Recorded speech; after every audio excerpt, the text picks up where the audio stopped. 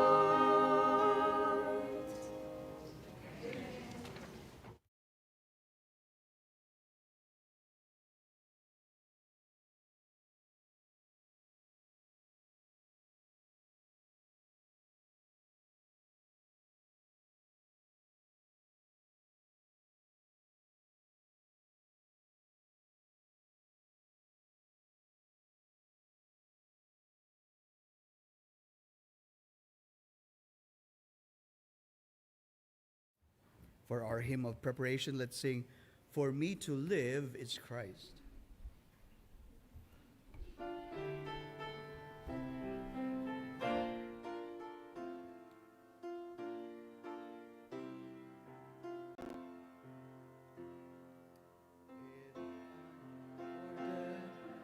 Not despair, my hope in Him I'll boldly share. His to die is gain. Magnify His name. Me to live is Christ. To is Christ. Pursuing Him, my highest prize. Me to live is Christ. He came to in servant form to bear the cross, the shame, the scorn.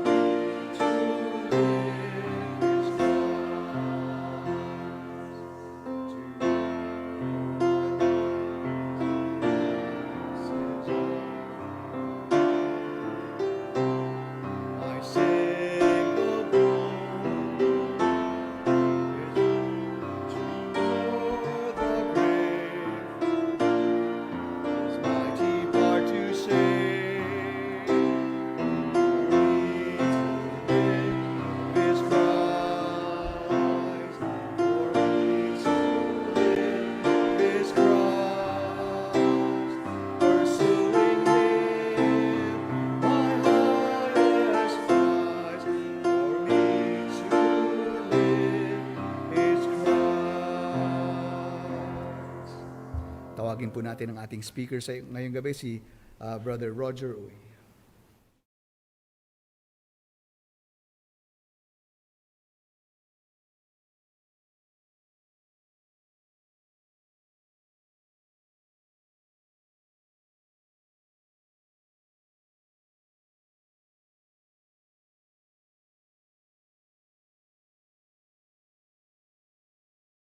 Magandang hapon po sa bawat isa. Sa hapon pong ito, inaaya ko po ang bawat isa na kunin po natin ating mga Biblia at buksan po natin sa aklat ng mga gawa, the Book of Acts, chapter 4.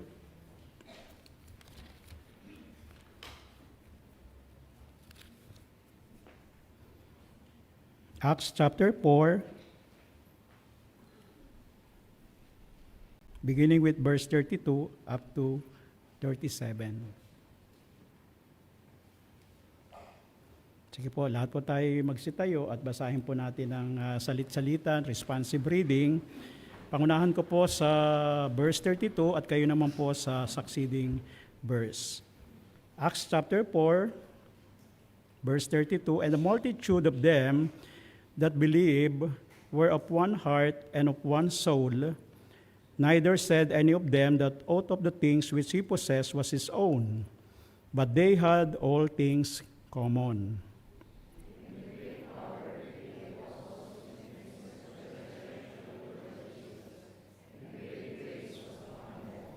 Verse 34, neither was there any among them that lacked, for as many as were possessors of land or houses sold them, and brought the prices of the things that were sold.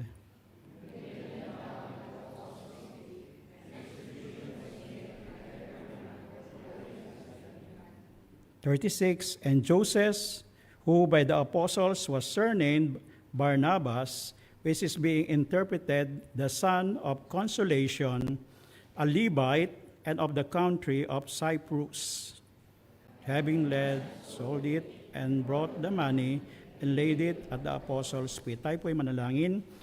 Panginoon namin Diyos na banal, kami po'y nagpupurit, nagpapasalamat sa iyong biyaya na ang iyong mga hinirang Panginoon sa hapong ito ay iyong tipunin upang lumapit Panginoon sa iyong presensya, magbigay ng pagpupuri, kaluwalhatian, pasasalamat sapagkat tunay na karapat dapat kayo ng tumanggap ng lahat ng kaluwalhatian para sa inyo, Panginoon. Salamat sa iyong kabutihan sa bawat isa, sa iyong kagandahang loob, sa aming pag-aaralan sa araw na ito, iyo pong pagpalain, ihanda niyo po ang bawat puso't isipan ng bawat isa sa amin upang sa ganon ay makita namin, Panginoon, ang isang mahalagang bahagi ng ministeryo na ibinigay niyo po sa bawat isa sa Panginoon, sa bawat isa sa amin. At nawa ay tulungan niyo po kami, Panginoon, na tunay nga na tumugon ayon sa iyong panawagan. Salamat muli, Ama, sa iyong kabutihan at biyaya sa bawat isa. Pagpalain niyo po ang mga susunod na sandali at ang lahat ng kapurihan na ito ay alang-alang lamang sa iyong dakilang pangalan, sa pangalan ng aming Panginoon, tagapagligtas, at muling babalik na si Kristo Jesus. Amen. You may take your seat. So bago ko po simulan yung aking pagbabahagi ng salita ng Diyos sa inyo, ay nais ko pong bigyan kayo ng isang kwento. Isa pong pampublikong hospital ay meron pong dalawang pasyente na kung saan ay roommate po sila. At ang kanilang condition, ito pong dalawang pasyenteng ito ay parehong critical. At lagi silang nag-uusap dahil sila lang ang magkasama doon sa hospital room. At ang kondisyon po nung nasa kaliwa o nasa kanan nyo po, siya po ay merong problema sa kanyang lungs. So every afternoon, every day, binibigyan po siya ng doktor niya ng 1 hour na tumayo sa kanyang bedside upang ma-drain yung fluid mula sa kanyang lungs.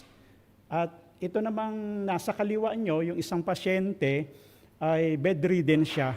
Wala siyang kakayahan na tumayo.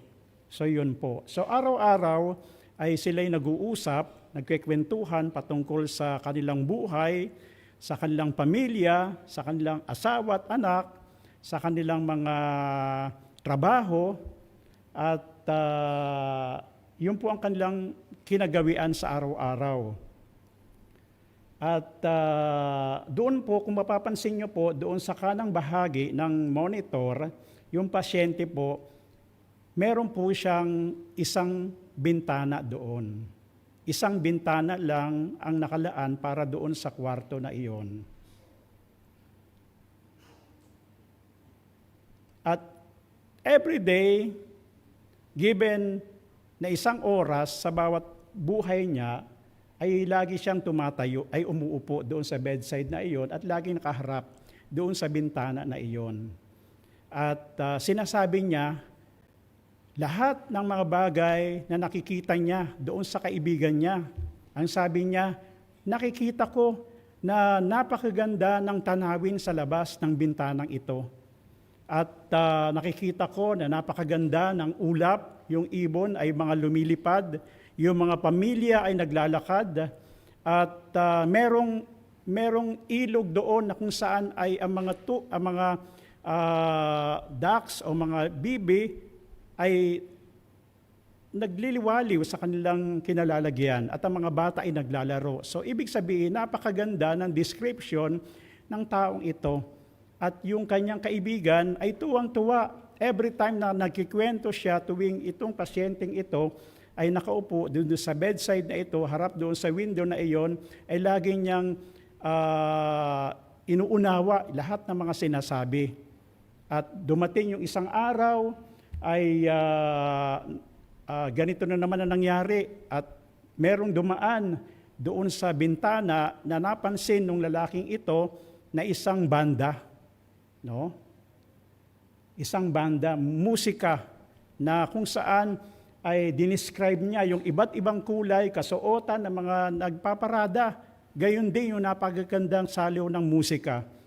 Bagamat hindi nakikita ng isang pasyente na kasama niya, ay ang ginagawa niya, siya ay pumipikit at inuunawa niya at iniintindi niya, ninanamnam niya ang lahat ng sinasabi ng kanyang kaibigan. At hanggang dumating ang isang araw, nung yung nurse ay pumunta doon sa kwarto, napansin niya na namatay na. Binawian na ng buhay itong lalaking itong nasa gawing bintana. At ang sabi ng lalaki ay nasaan na yung aking kaibigan? Ang sabi ng nurse na ito ay siya'y binawian na ng buhay. At nagtataka itong lalaking ito, kaya ang sabi niya, sige, ang gawin mo sa akin, pwede ba akong humingi ng isang bagay?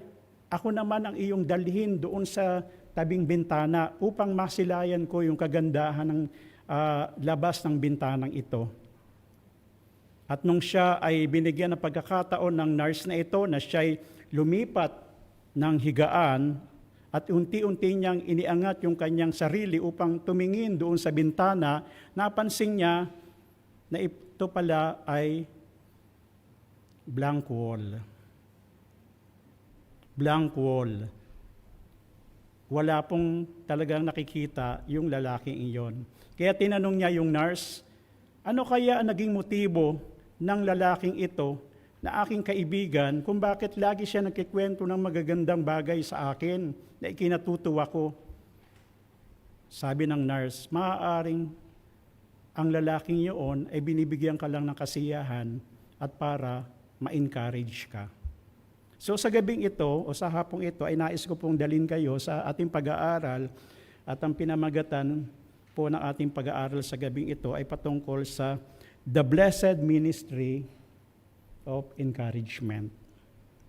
The blessed ministry of encouragement. One of the most important ministry in the church is the ministry of encouragement. Kung mayroon pong isang napakahalagang gawain o ministeryo sa gawain ng Panginoon, ito po ay walang iba kundi ang ministeryo ng pagpapalakasan sa bawat isa.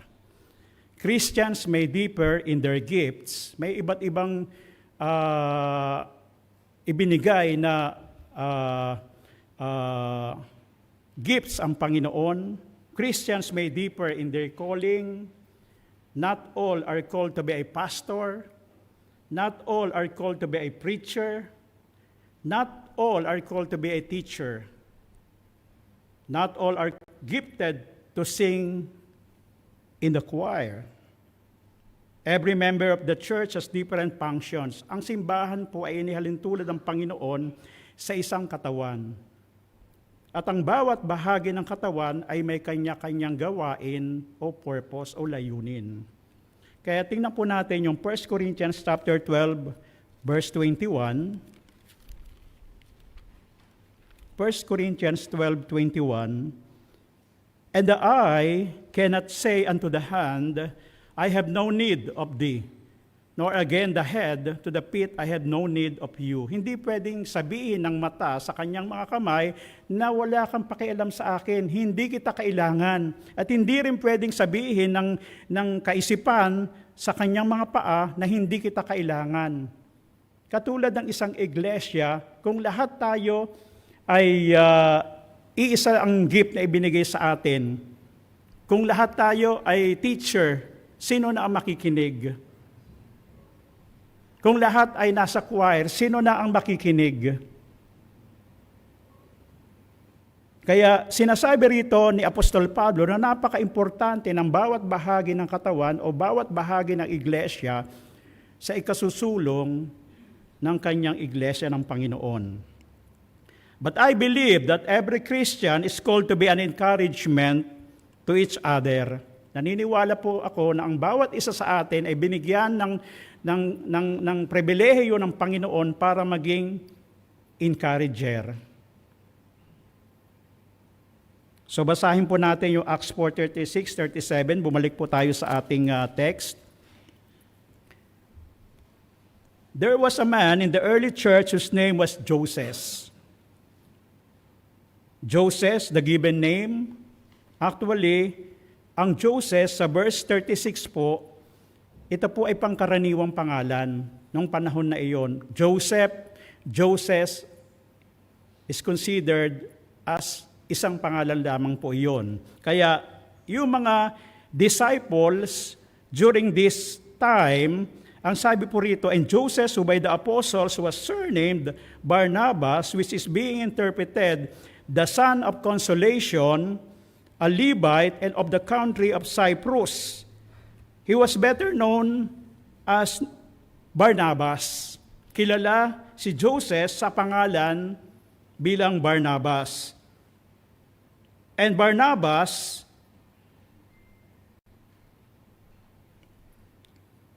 has a meaning. He is the son of consolation, the son of comfort. Take note the word consolation sa verse 36.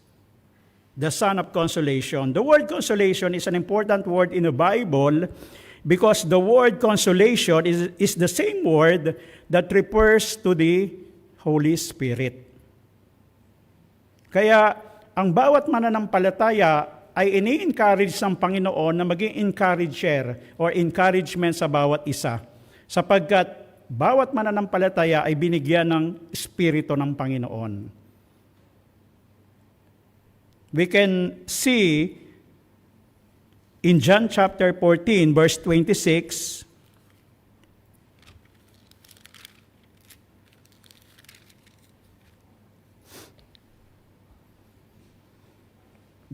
but the Comforter, which is the Holy Ghost, whom the Father will send in my name, he shall teach you all things, and bring all things to your remembrance whatsoever I have said unto you. So the Comforter is none other than the Holy Spirit. So the Son of Consolation is considered as a encourager, as the Comforter. Si Barnabas ay isang comfort sa bawat mananampalataya during his time.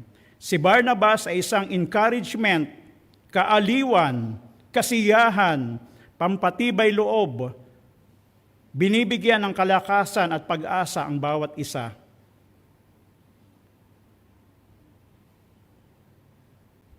Palaging naroon upang magbigay ng kanyang tulong at encouragement para sa mga mananampalataya.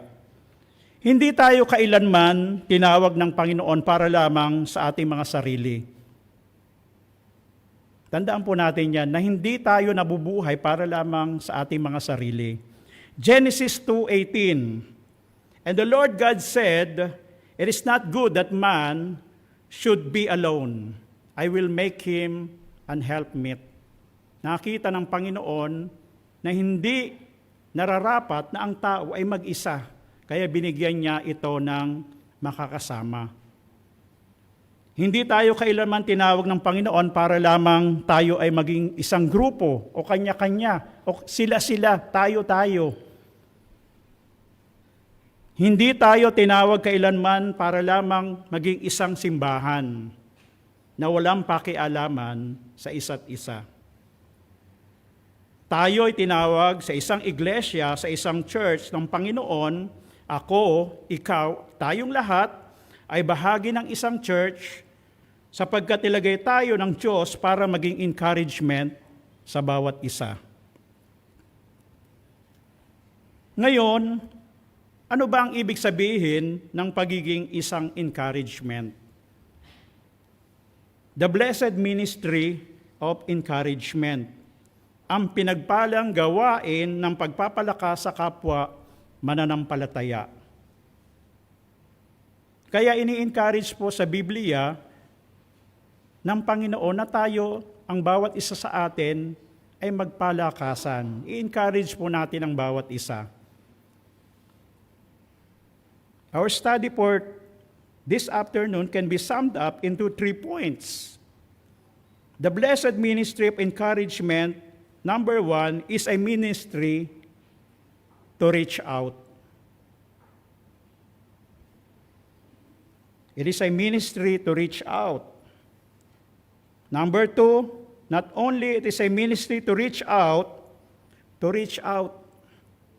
Diba? Gagawin natin itong action word. To reach out.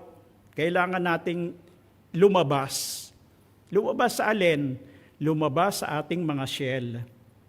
Diba? Naalala ko ang isang pastor. Ang sabi niya, you just have to go out of your shell para mag-grow ka. Kailangan lamang natin lumabas sa ating mga comfort zone para maging isang encouragement sa bawat isa. A ministry to reach out. It is a ministry, number 2, it is a ministry to reach up. A ministry to reach out. To reach up, and number 3, it is a ministry to reach in. Napakadali lang sa uluhin, di ba? I-memorize. Reach out, reach up, and reach in. So punta po tayo sa ministry to reach out. The ministry to reach out is to extend our hand to someone. Reach out. Kailangan natin silang abutin. Sino yung mga taong kailangan nating abutin? Acts chapter 9, verse 26. Makikita po natin sa karakter, sa buhay ng isang disipulo ng Panginoon. He is not a pastor. Barnabas is not a pastor, a preacher. But he is a common, ordinary man na ginamit ng Panginoon para ipahayag ang salita ng Diyos. Acts 9:26.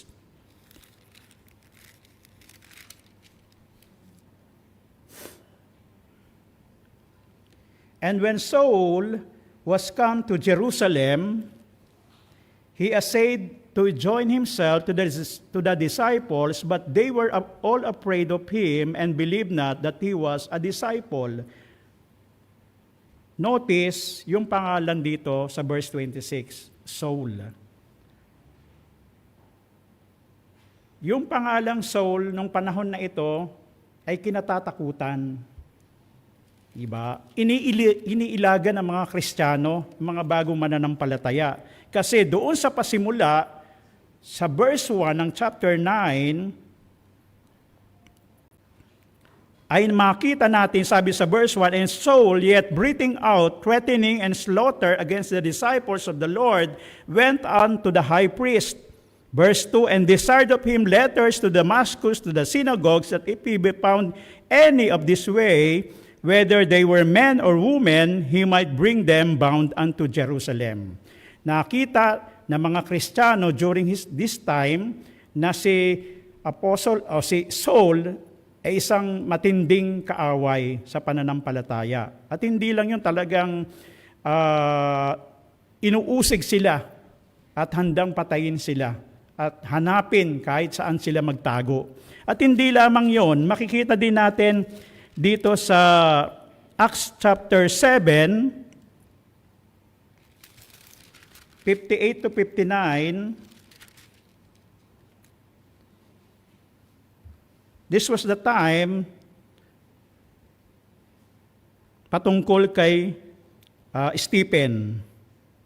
Acts 7:58 to 59, and cast him out of the city and stoned him, and witnesses laid down their clothes at a young man's feet whose name was Saul.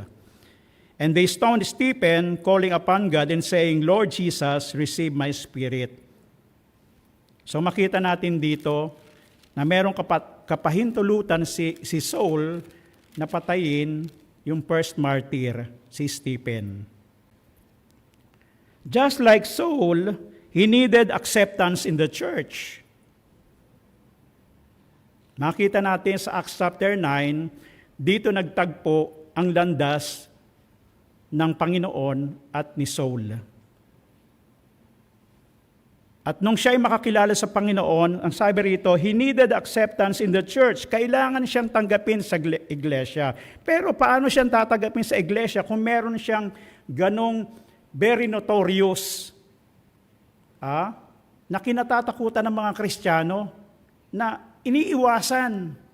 Di ba? Pwede nating i-relate ito sa ating buhay. Di ba? Sino ba sa ating kapaligiran ang nangangailangan ng encouragement? Alam ba natin kung sino ang nangangailangan ng encouragement? It's about time that we go out of our shells. At alamin natin kung sino ang nangangailangan para sila ay palakasin sa pananampalataya, sa fellowship.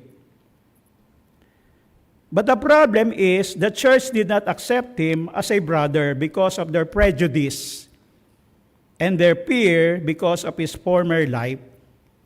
Merong kaisipan ng bawat mananampalataya na patungkol kay Saul. Verse 27 ng Acts chapter 9, verse 27, but Barnabas took him and brought him to the apostles and declared unto them how he had seen the Lord in the way, and that he had spoken to him, and how he had preached boldly at Damascus in the name of Jesus.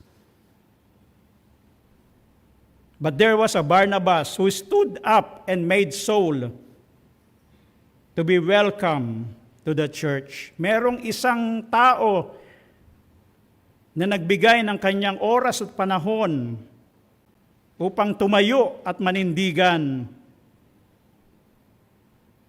at tanggapin si Pablo o si Saul doon sa iglesia. That Saul belongs there and that he was accepted to the service of the church. Walang tao na hindi mahalaga sa gawain ng Diyos. Lahat ng tao na pumupunta sa gawain ng Diyos ay dapat na maramdaman na sila ay katanggap-tanggap. Kahit na yung Kristiyano na tumalikod, lumayo sa Panginoon at hindi sumunod sa kalooban ng Panginoon, subalit kapag siya ay nagbalik loob, we as Christians should let them feel as welcome to the service of the Lord. Merong isang Kristiyano na dinisiplina At pagkatapos ng ilang panahon ay nais na magbalik loob sa Panginoon. Minsan, imbis na i-encourage, tinatanggihan. Imbis na tanggapin, hindi binibigyan ng pagkakataon. Ang ministeryo ng iglesia ay para gamutin ang may mga karamdamang espiritual. Luke 5:32, the Lord Jesus says, I came not to call the righteous, but sinners to repentance. Naparito ang Panginoon sa ating sanlibutan upang hanapin yaong mga nawawala, yaong mga makasalanan na katulad ng bawat isa sa atin, dahil sa ginawa ng Panginoon na tayo ay kanyang natagpuan, tayo ay nagtamasa ng biyaya ng kaligtasan. Kaya nga, ang Espiritu ng Panginoon is a comforter. Di po ba? Kaya nga, sabi ko kanina, ang bawat mananampalataya is encouraged by the Lord to be an encourager because they have the indwelling of the Holy Spirit. Meron tayong empowerment mula sa Diyos. We have the key to heaven. Ika nga, nasa atin yung susi ng langit, yung pag-asa ng bawat mga makasalanan, bawat mga nangangailangan ng kaligtasan. Ang isang simbahan, ang isang iglesia ay itinulad sa isang hospital na itong ay isang lugar na kung saan ang karamdamang espiritual ay nararapat na inaabot, tinutugunan, binibigyan ng lunas. Reaching out, inaabot.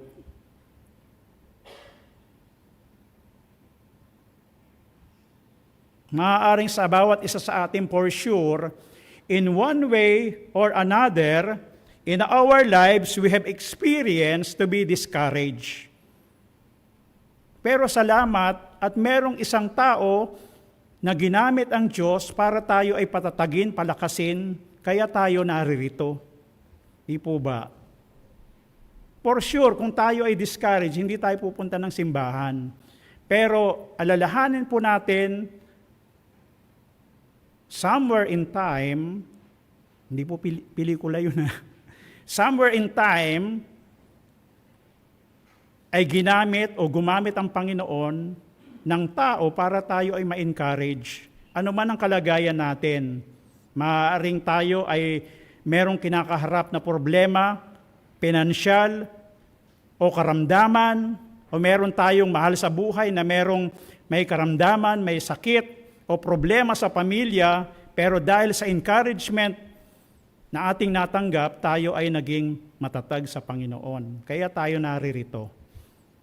Kaya nga, inalaw ng Panginoon ng iglesia para tayo is i-edify, patatagin, to build up, to encourage one another, palakasin. Hindi tayo andi dito para lamang ma-entertain. Sabi nga natin, we have an audience of one.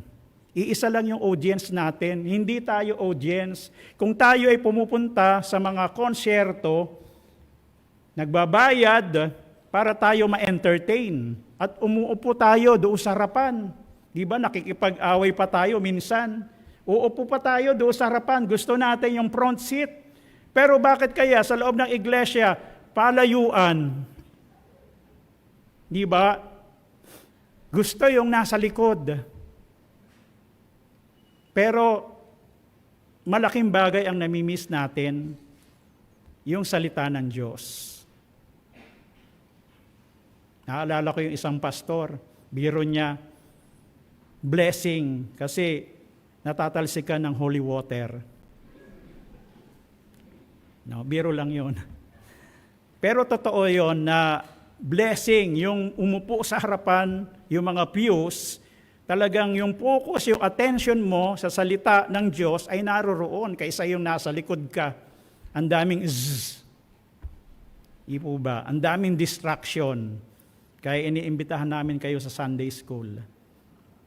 patungkol sa connect, disconnect. So, yun po. So, we are not here to condemn anybody. Kung ang Panginoon ay inabot ang pangulo, chief sinners, none other than Saul, tayo pa kaya bilang mga mananampalataya inabot ng Panginoon? Imagine, chief sinner, si Saul, the leading, the highest ranking above all others, the worst of them all, ay tinanggap ng Diyos. Binigyan ng oras at panahon through Barnabas. Tayo pa kaya na binigyan ng biyaya ng Panginoon, na kinukonsider ni Saul na siya ay chief sinner. And so, the church in Jerusalem, because of the reputation of Barnabas in the church, they believe him. Napakaganda ng testimony ni Barnabas sa iglesia. Kaya, ang sabi rito, they believe him and they accepted Saul as brother in Christ. Wala nang paligoy-ligoy. Wala nang paliwanag. Si Barnabas is more than enough bilang patotohanan na si Saul ay pinili ng Panginoon. Acts 9:17. And Ananias went his way and entered into the house, and putting his hands on him and said, Brother Saul, the Lord, even Jesus, that appeared unto thee in the way thou camest, had sent me. Brother Saul. Tinawag ni Ananias si Saul as a brother in Christ. Brother in the Lord.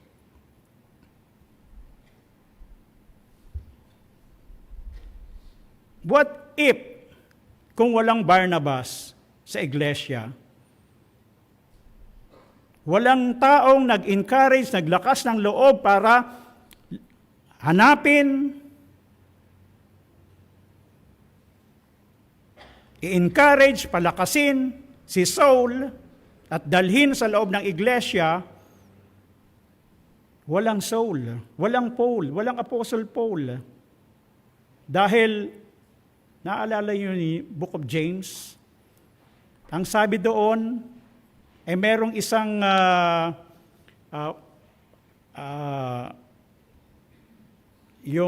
binibigyan ng hindi pantay na pagtingin, di ba? O dito, yung may magandang kasuotan, di ba? Yung merong magandang mga pananamit, dito kayo sa harapan, umupo. Pero yung mga hindi magandang kasuotan, doon kayo sa likod. Di ba? Kung walang Barnabas na nagbigay ng kanyang oras at panahon, nanindigan, he stood up, ay walang Saul, walang Apostle Paul. Na kung saan, kung titingnan natin, Apostle Paul was the apostle to the Gentiles. At isa tayo doon sa mga Gentiles na iyon. Sapagkat merong kaisipan ng mga Hudyo na ang Panginoon ay pumarito lamang para sa mga Hudyo. Pero hindi po nangyari iyon. Salamat at sila'y tumalikod sa Panginoon dahil tayo ay nabahagi na ng pagpapala ng kaligtasan bilang mga Hintil or non-Jews.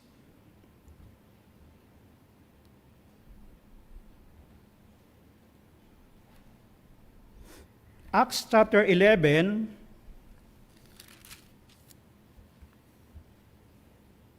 beginning with verse 17, For as much then as God gave them like gift, as He did unto us, who believed on the Lord Jesus Christ, what was I that I could withstand God? Ito po, ang konteksto po dito ay naunang ilahad yung biyaya ng kaligtasan doon sa mga Hudyo. At dumating yung biyaya ng kaligtasan sa mga Hintil, sa mga Gentiles. At ang sabi rito, For as much then as God gave them the like gift as he did unto us who believed on the Lord Jesus Christ. What was I that I could withstand God? When they heard these things, they held their peace and glorified God, saying, Then had God also to the Gentiles granted repentance unto life. Verse 19, makita natin dito na unti-unti nang ibinabahagi ang salita ng Diyos, ang kaligtasan sa mga hintil. Verse 19, Now they which were scattered abroad upon the persecution that arose about Stephen traveled as far as Phoenice and Cyprus and Antioch, preaching the word to none, but unto the Jews only.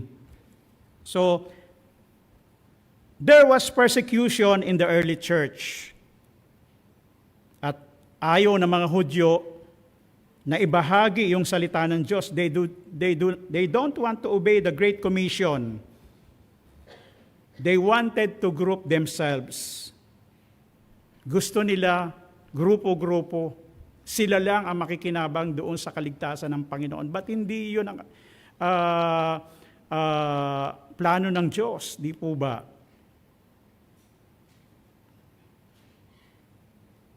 Go ye into all the world. Yan ang plan ng Panginoon, hindi lamang for the sake of the nation of Israel. Then the Lord allowed to have persecutions in the church. Pinahintulot ng Panginoon na magkaroon ng pag-uusig sa pananampalataya. Tandaan po natin, persecution, napapatunayan ang lalim ng pananampalataya ng isang Kristiyano kapag ka may kahirapan, kapag ka may pag-uusig. Diyan natitest yung value ng ating faith, ng ating pananampalataya kapag tayo ay dumaraan sa mga pagsubok. Hindi doon sa ating mga bundok or mountains na papatunayan ang lalim ng ating pananampalataya, mountains, highs ng ating faith, kundi napapatunayan ang ating pananampalataya sa mga balis ng ating buhay kung tayo ay nasa mabababa. Sa mga adversities, not on prosperities. You cannot probe a man's faith in the midst of prosperity.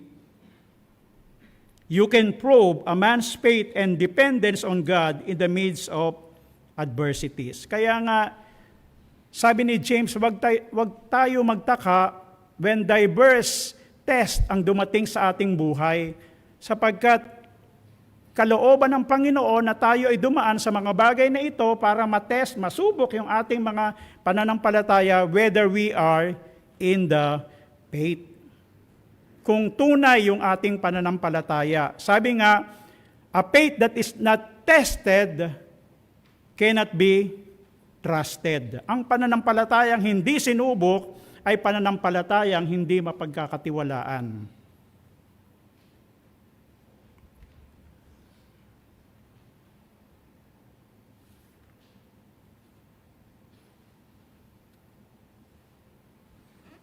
At ang ginawa ni Barnabas dito ay makita natin sa verse 22 ng chapter 11 ng Book of Acts. Then tidings of these things came unto the ears of the church which was in Jerusalem, and they sent forth Barnabas that he should go as far as Antioch. Who, when he came, had seen the grace of God, was glad. Nagalak, natuwa, nung dumating nang makita ni Barnabas yung nangyayari dito sa iglesia. Who, when he came and had seen the grace of God, was glad and exhorted them all. Imagine, andudoon pa rin yung exhortation. Isa sa mga purpose, layunin kung bakit pinadala si Barnabas sa iglesyang ito, ay dahil para i-exhort, patatagin, palakasin ang bawat isa. And exhorted them all that with purpose of heart they would cleave unto the Lord, para sila ay palakasin ang kanilang pananampalataya, para sila ay maging matatag sa Panginoon. For he was, verse 24, for he was a good man, Barnabas was a good man and full of the Holy Ghost and of faith, and much people was added unto the Lord. Verse 25, then departed Barnabas to Tarsus for to seek Saul. And when he had found him, he brought him unto Antioch, and it came to pass that a whole year they assembled themselves with the church. Nanatili sila doon sa iglesyang iyon, kasama si Saul, and taught much people. Tinuruan sila. Barnabas, together with Saul, taught them the word of God, explained the whole counsel of God to the new believers in Antioch. It is not only the sole duty of the pastor to encourage or to exhort, but it is the duty of every believer to be an encouragement to everyone. Huwag natin ibibigay sa ating mga leader lamang yung responsibility to encourage. Hindi lang sila ang merong Holy Spirit. Bawat isa sa atin. Huwag natin sayangin yung presence ng Holy Spirit sa buhay natin. Magpagamit tayo. And one way to be used by God is to be an encourager. Hindi na natin kailangan mag-aral sa Bible school, di ba? Kailangan lamang natin gamitin yung ating mga bibig, yung ating mga sarili, yung ating oras, yung ating time. One of the greatest gift that we can give to somebody is our time. Ang isa sa pinakamahalagang regalo na pwede nating ibahagi sa ating kapwa ay walang iba kundi ang ating oras. Sapagkat whenever we give our time, we give a part of our life. Binibigay natin ang isang bahagi ng buhay natin na hindi natin pwedeng kunin. Sapagkat alam naman natin, ang oras, ang time, pag lumampas na yan o umalis na yan, hindi na natin pwedeng bawiin.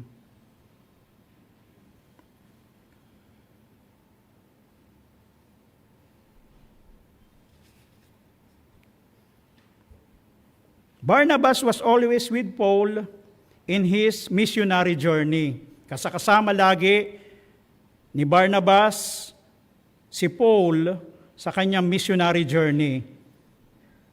Acts 15, 35 to 41.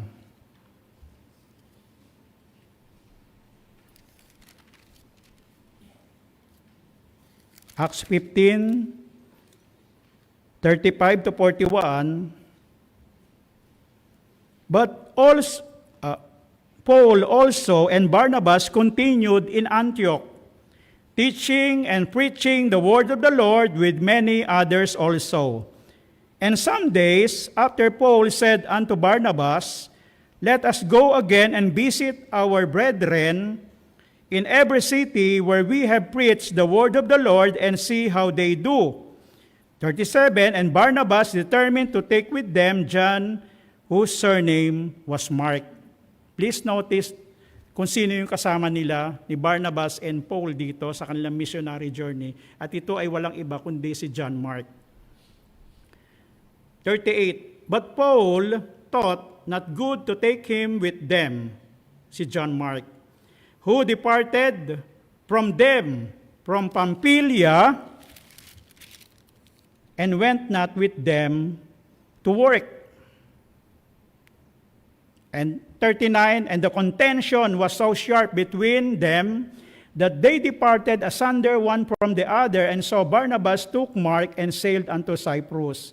And Paul chose Silas and departed, being recommended by the brethren unto the grace of God. And he went through Syria and Cilicia, confirming the church. So as they prepare, the Apostle Paul and Barnabas for their second missionary journey, ang sabi ni Paul ay wag na natin isama si John Mark dahil naging problema na yan. Ano po ba yung problema niya? Acts 13:13.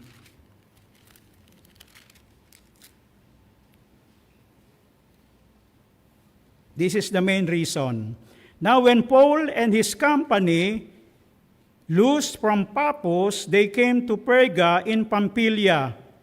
Notice, and John, departing from them, returned to Jerusalem. Iniwan sila. At yun ay hindi ikinatuwa ni Pablo.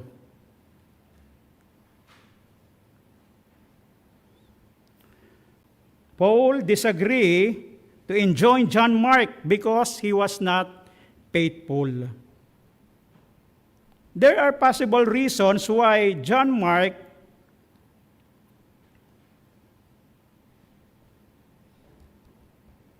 ay naging problema or unfaithful.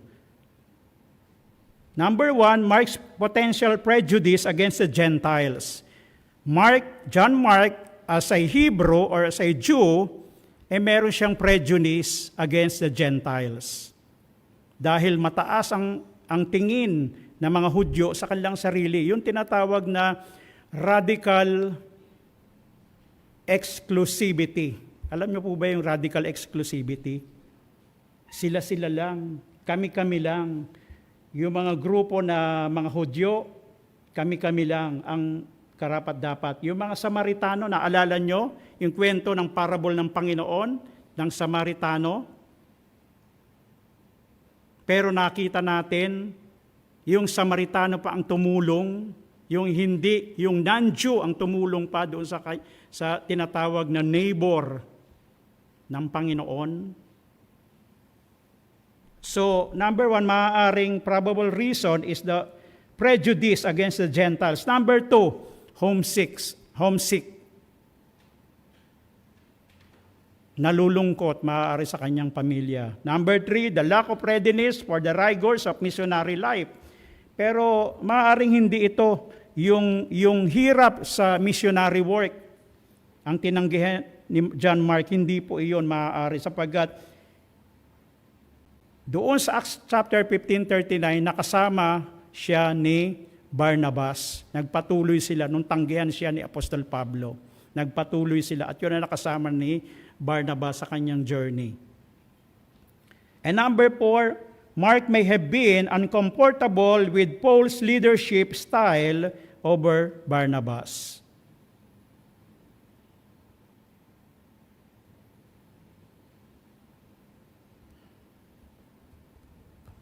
Pero itong mga nabanggit ko ay mga theory lamang ito. Hindi natin alam kung ano talaga ang tunay na dahilan. But Barnabas, being the son of consolation, he wanted to give John Mark a second chance. John Mark, the discouraged, the defeated, ay binigyan ng pangalawang pagkakataon ni Barnabas. Ganon din sa bawat isa sa atin, di ba? Paulit-ulit, binibigyan tayo ng pagkakataon ng Panginoon para magbalik loob. Every time na tayo ay bumabagsak, naririyan ang Panginoon na handang tayo ay tulungan. Sabi nga, ilang milya man tayo lumayo sa Panginoon, hindi tayo pwedeng lumayo sa Panginoon sapagkat naririyan lang ang Panginoon sa ating tabi. Hindi natin iniwan ang Panginoon. O rather, hindi ang Panginoon ang umiwan sa atin, kundi tayo ang umiwan, laging nag-iiwan sa Panginoon. Never ang Panginoon kailanman hindi tayo iniwan. I will never leave thee, nor forsake thee. So, in Paul's second missionary journey, Barnabas wants John Mark to reclaim, patunayan that John Mark is a servant of the Lord.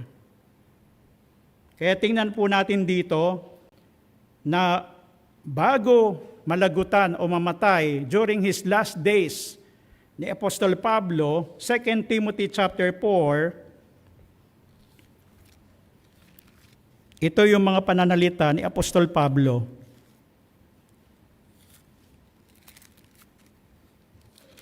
Second Timothy chapter 4 verse 7.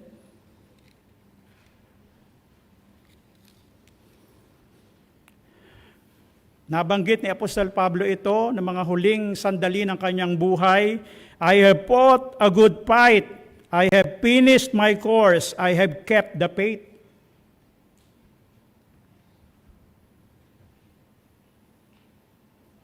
At sabi sa verse 11, only Luke is with me. Ang kasakasamang ko lang ngayon sa kasalukuyan ay walang iba kundi si Dr. Luke, si Luke. But please notice sa mga succeeding pananalita, take Mark and bring him with thee, for he is profitable to me for the ministry. He is beneficial to the ministry. Napatunayan ni Apostol Pablo na tapat itong si John Mark sa gawain ng Panginoon. And traditionally speaking, John Mark was also the one who was used by God to pen the Gospel of Mark.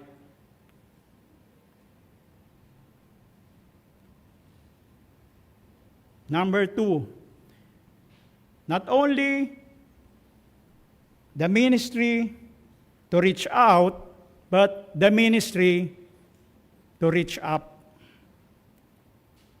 In Acts chapter 4,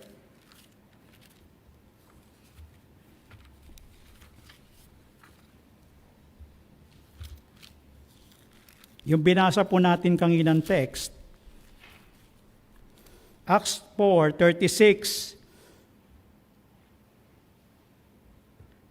and Joseph, who by the apostle was surnamed Barnabas, which is being interpreted, the son of consolation, a Levite, and of the country of Cyprus, having land, notice, having land, sold it, and brought the money, and laid it at the apostles' feet.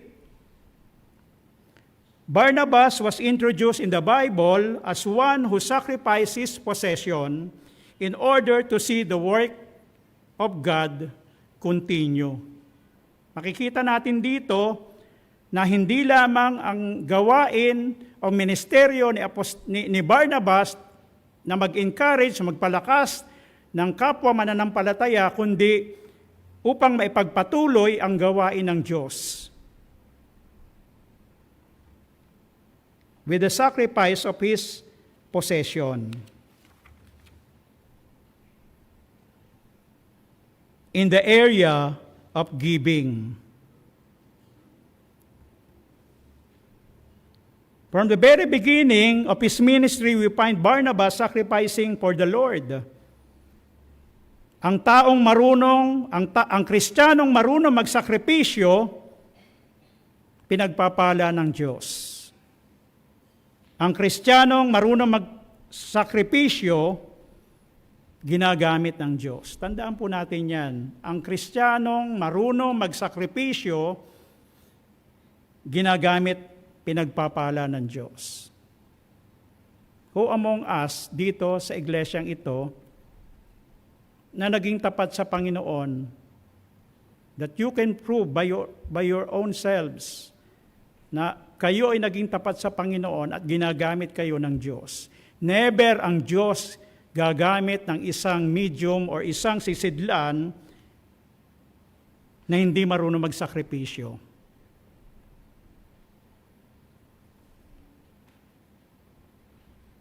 Kapag tayo ay hindi marunong magsakripisyo, hindi tayo pwedeng gamitin ng Diyos.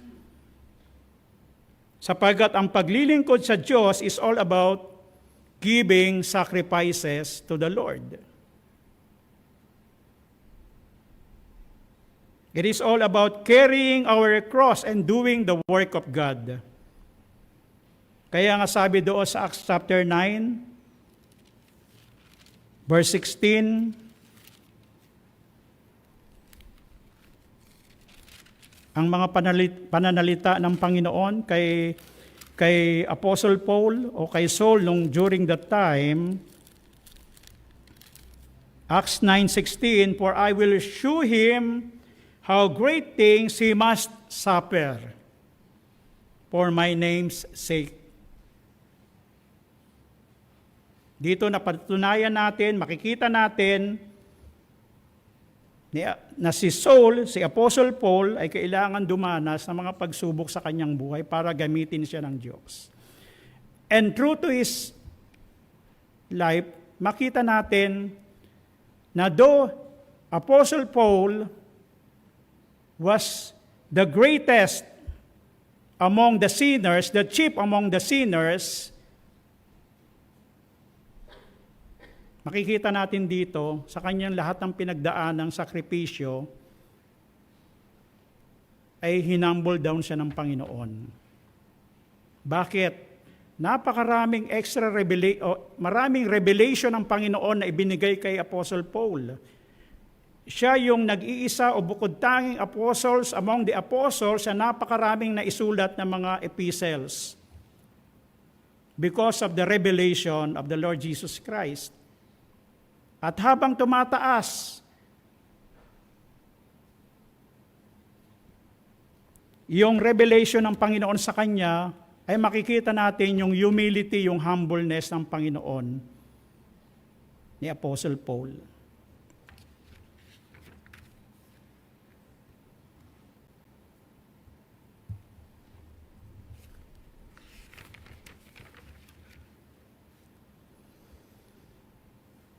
To be an encourager, we need to reach up in finishing the work of God.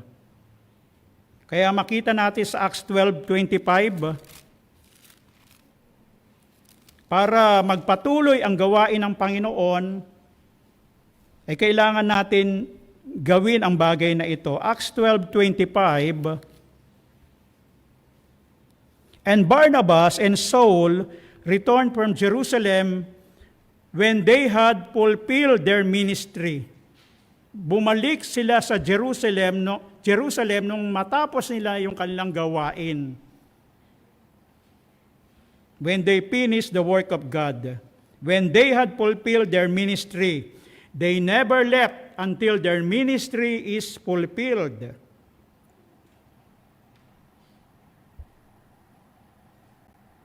Acts 15:39.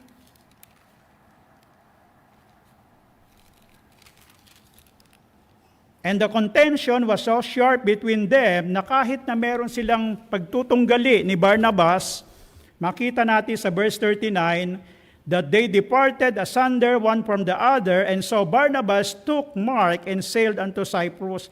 Nagpatuloy sila. Barnabas and John Mark, and sa verse 40, Paul chose Silas and departed. Nagpatuloy sila sa gawain ng Diyos. They never departed. They fulfilled their assigned ministry ng Panginoon. Kaya nga sabi ni Paul nung siya ay malapit na sa kanyang huling hininga, "I have fought a good fight, I have finished my course, I have kept the faith, I have continued the faith." Kaya kung tayo ay binigyan ng Panginoon ng isang gawain sa church, huwag nating iwan. Iwan lang natin yung ministeryo ng Panginoon kapag tinawag tayo ng Panginoon at nilagay tayo sa isang gawain. That is the only time na kailangan natin lumisan sa gawain na iyon. We cannot be an encouragement if we cannot continue or able to continue and to finish the work that the Lord had given us. Hindi tayo maging pagpapala sa bawat isa kung ningas-kugon lamang tayo. Sa simula, andoon tayo, pero sa pagpapatuloy, wala na tayo. Ecclesiastes chapter 9 verse 10, "Whatsoever thy hand findeth to do, do it with all thy might." Ano man ang ibinigay sa atin, maliit, malaki, hindi man yan kilala, tanggapin natin yan para sa kaluwalhatian ng Diyos sapagkat we have an audience of one. Kaya tayo naririto sa iglesia ay para malugod ang Diyos sa bawat isa sa atin. Kaya alisin natin yung mga distraction, yung mga bagay na magiging hadlang para tayo ay makasamba sa Panginoon.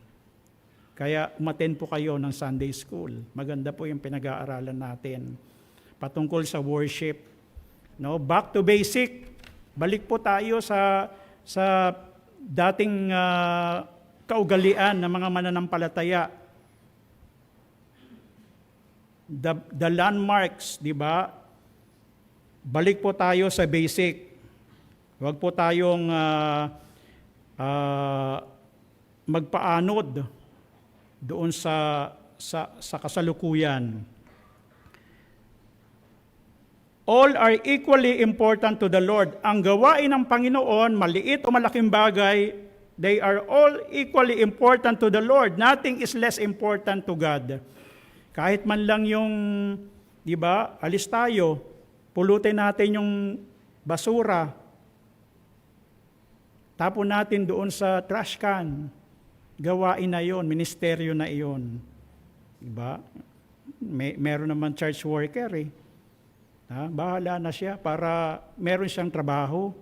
Kung gagawin ko pa yan, di wala na siyang trabaho. Hindi gano'n ang kaisipan. Di po ba?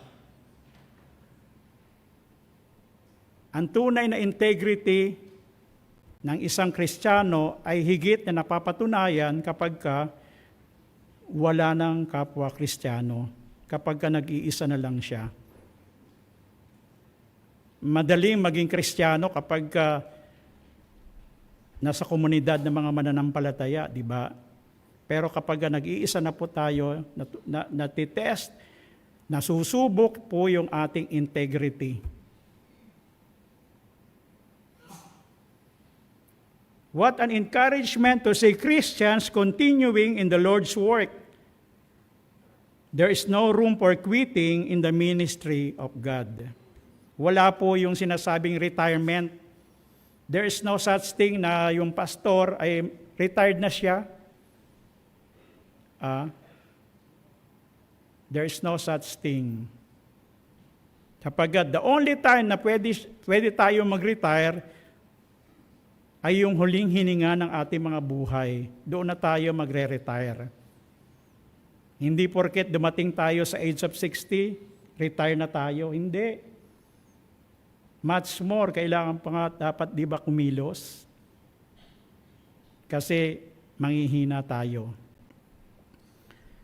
Last, not only the ministry to reach out, to reach up. Number 3, the ministry to reach in. To extend our hand inward. Acts 11:24.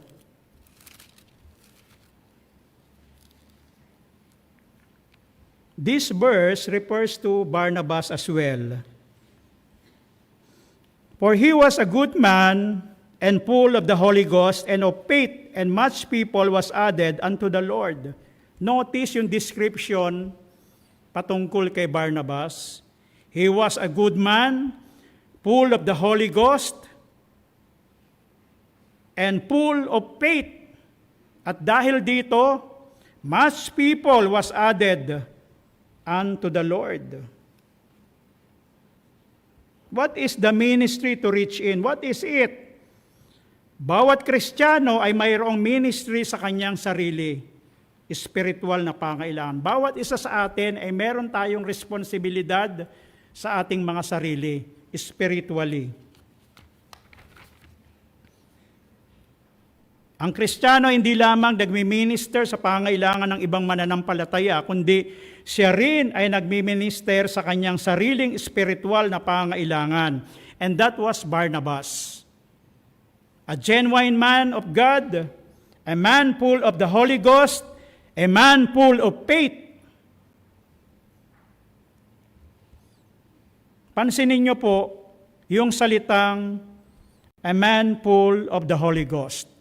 The word full, puno. There is a big difference between indwelt, sabi po rito, full of the Holy Ghost, puno ng banal na Espiritu. Malaking pagkakaiba po, discrepancy, ang full of the Holy Ghost and indwelt by the Holy Spirit or Holy Ghost. Indwelt is a one-time event or experience. Tandaan po natin na yung indwelling, isang pagkakataon lamang po sa karanasan ng mananampalataya o isang makasalanan na siya ay bahaginan ng banal na Espiritu na ito isang one-time event or experience. Yun po yung indwelling.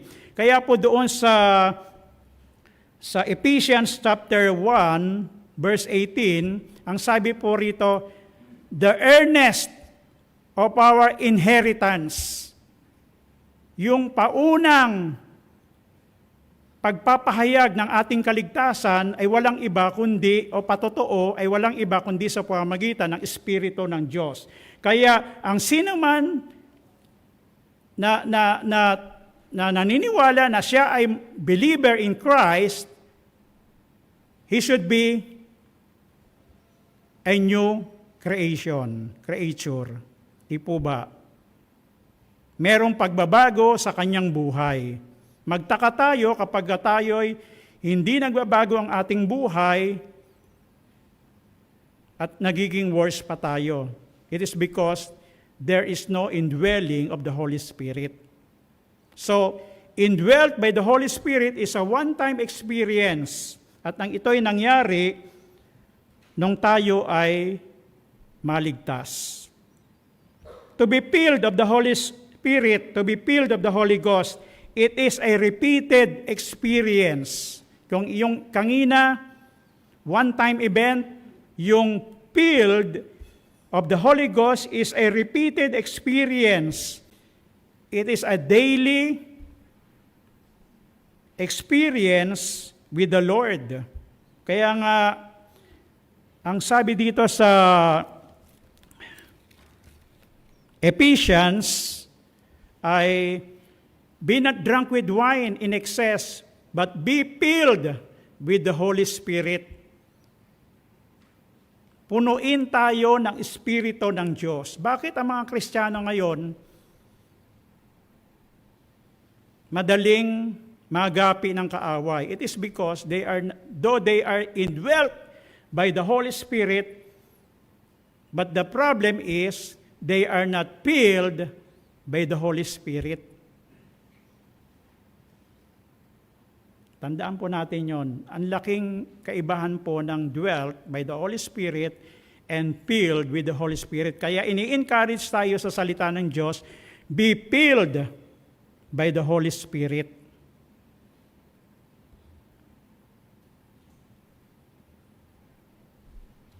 Huwag nating hayaan na umalis sa isang lugar bilang mga mananampalataya na wala tayong bahagi sa buhay ng iba. Ang Kristiyano ay dapat maging contagious. Kahit siya magpunta, dapat nakakahawa siya. Meron dapat Kristiyano na kapag siya ay pumunta sa isang lugar, merong nagpapatuloy, merong napapalakas, merong napapagpala, nagiging blessing sa kanya. Katulad ng mga nabanggit natin kanina, merong gawain na naitatatag para sa Panginoon. Ang isang Kristiyanong contagious na gagamit ang Panginoon, merong natututo, merong naliligtas. Walang Kristiyanong naging tapat sa Diyos na hindi naging pagpapala sa buhay ng iba. Tandaan po natin yan. Ang Kristiyanong tapat, for sure, nagiging pagpapala sila sa bawat buhay ng tao. Katulad ni Barnabas, pag pumunta siya sa Antioch, ang mga Kristiyano doon ay lumalago. Pag pumunta siya sa isang lugar, isang simbahan ang naitatayo, Pag pumunta siya sa hindi nakakakilala kay Kristo, nakikilala nila ang Panginoon.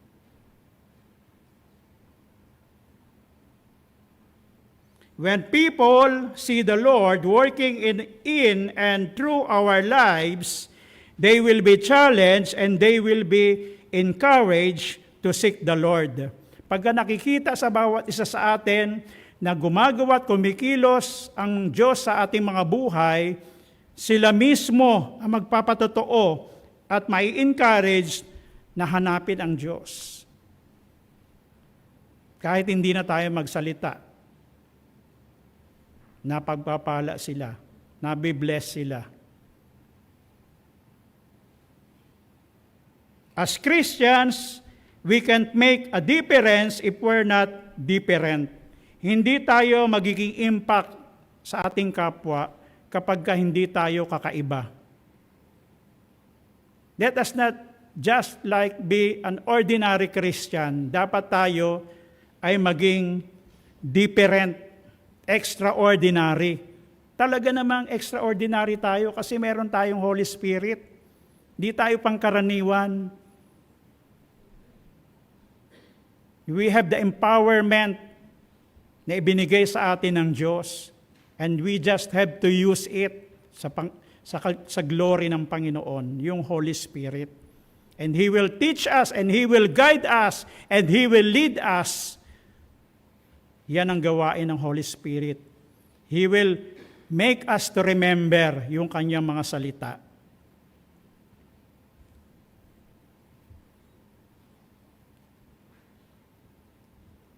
Paalala sa bawat isa na ang buhay na ginagamit ng husto at wasto ay walang pagsisisi pagdating sa dulo.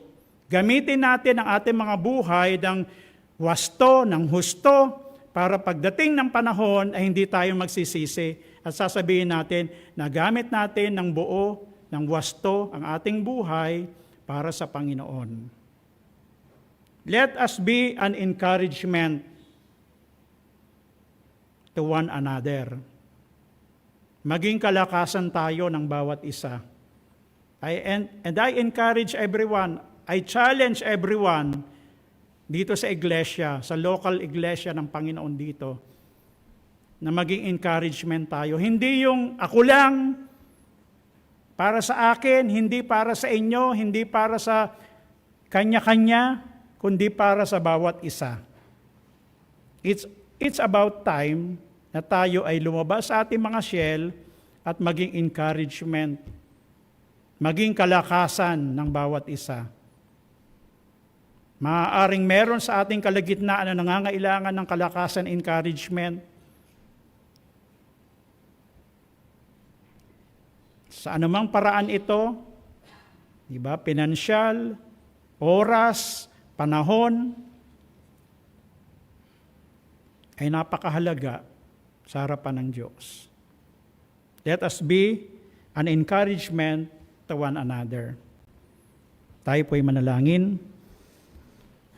Ama namin Diyos na banal, maraming salamat po muli Ama sa iyong mga salita na aming napag-aralan sa gabing ito. Pinupuri ka po namin Panginoon sapagkat naglalagay kayo Panginoon ng mga tao na merong magandang karakter, Panginoon, naging pagpapala upang tularan ng bawat isa sa amin. Gayahin namin, Panginoon, sila upang katulad ni Barnabas na isang encourager sa iglesia at saan man dalhin mo po siya, Panginoon, ay naging pagpapala siya, Panginoon, sa bawat isa. At nawa, sa aming kalagitnaan, tulungan niyo po kami, Panginoon, gamitin niyo po kami mightily sapagkat ang banal na Espiritu ay nasa puso't, nasa bawat isa ng bawat mananampalataya. Gamitin namin, wag namin sayangin, kundi gamitin namin ito, Panginoon, para sa iyong kapurihan, kaluwalhatian, na maging encouragement kami sa bawat isa. Maaaring sa aming kalagitnaan ay nangangailangan ng kalakasan to push. Tulungan niyo po kami, Panginoon, na maging sensitibo. Hindi kami magkanya-kanya, hindi kami magsarili, kundi magsama-sama kami, Panginoon, bilang isang katawan ni Kristo para magpalakasan, ma-encourage namin ang bawat isa, sapagkat tunay nga, Panginoon, ang iyong muling pagbabalik ay nalalapit na, Panginoon. Kaya hinahangad niyo po ang bawat mananampalataya na maging tapat at handa sa iyong muling pagbabalik. Salamat muli, Ama, at sa aming pansamantalang paghihiwalay, pag-ingatan niyo po kami, Ama, at pagpalain sa buong magdamag. Salamat po muli, Panginoon, sa iyong kabutihan, sa iyong ginawa para sa aming kaligtasan, na kung saan nasa amin ang susi ng langit, nasa amin ang susi ng kaligtasan ng bawat kaluluwa. Tulungan niyo po kami, Panginoon, na maging ministeryo ang bawat kaluluwa upang sila'y sagipin sa katiyakan ng kapahamakan. Salamat muli, Ama, at sa iyo lamang, Panginoon, ang lahat ng kapurihan, kaluwalhatian, pasasalamat, alang-alang sa pangalan ng aming Panginoon, tagapagligtas at muling babalik na si Kristo Jesus. Amen.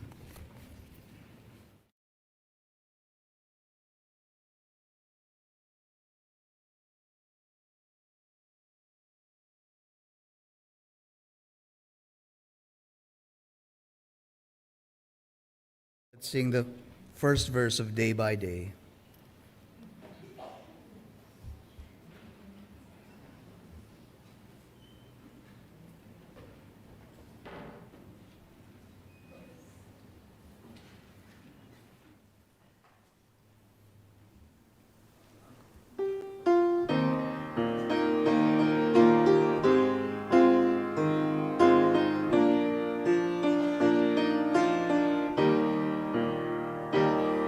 Day by day, and with each passing moment, strength I find to meet my trials here.